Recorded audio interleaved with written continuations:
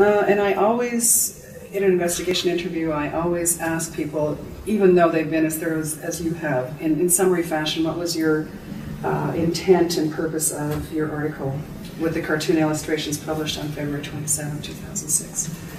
Why is that a relevant question?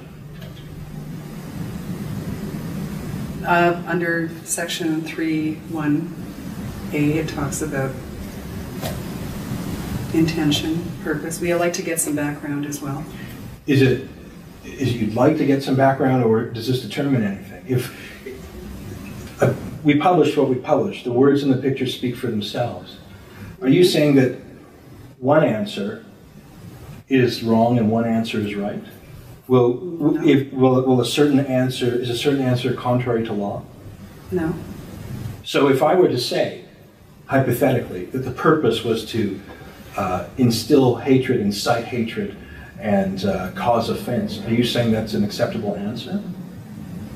I have to look at it in the context of all the information and determine if it was indeed. I think you're playing silly bugger here. I think you know that the answer here, that answer would be illegal. Anything is possible, I guess, but again, I look at it, this kind of Section 3 case takes a lot of analysis, so there's a lot of things I have to look at. That piece of information is just one. My answer to your question is as follows. We published those cartoons for the intention and purpose of exercising our inalienable rights as free-born Albertans to publish whatever the hell we want, no matter what the hell you think. I've probably given 200 interviews with people other than the state where I give a very thoughtful and nuanced expression of my intent. But the only thing I have to say to the government about why I published it is because it's my bloody right to do so. And it's my right to do so for reasonable intentions, and it's my right to do so for extremely unreasonable purposes. I refuse to concede to you that what my political thoughts in my mind are, or my heart are, will determine whether or not an artifact is legal or illegal. We published that magazine. It speaks for itself. The fact that you dare to ask a publisher in Canada, in the name of the government, to ask a publisher in Canada what his political thoughts were, is obvious that you're hunting for a thought crime. And I am not going to answer you in a minimal way. I'm not going to say, please, master, I was most reasonable, let me off the hook. I published those cartoons to use the maximum freedom allowed. And so I state to you, I published it without reservation.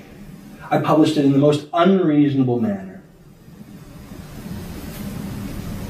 Sorry, what do you mean by unreasonable manner? Whatever offends you, I reserve the right to publish it for whatever offensive reason I want. I see in these hand-scrawled complaints, especially by the Saudi-trained imam, that he's offended that I'm, and the Muslim Council from Edmonton, that I've offended the Prophet Muhammad. Well, he's dead, by the way, so I don't think I've offended him. But I reserve the right to have done exactly what they accuse me of doing. I've given 100 interviews where I said what I actually was doing. But my answer in response to these two fascists, the one trained in Saudi Arabia and the other one piling on, is that I reserve the right to publish those cartoons for exactly what they complain about. I reserve the right to publish the cartoons to do every offensive thing that they claim was in my heart. I am not going to try and plea bargain or minimize what I did. I have the full right to do everything in here they accuse me of. I am not a racist. I'm not anti-Muslim. But I have the right to publish cartoons even if I am informed by racist sentiment.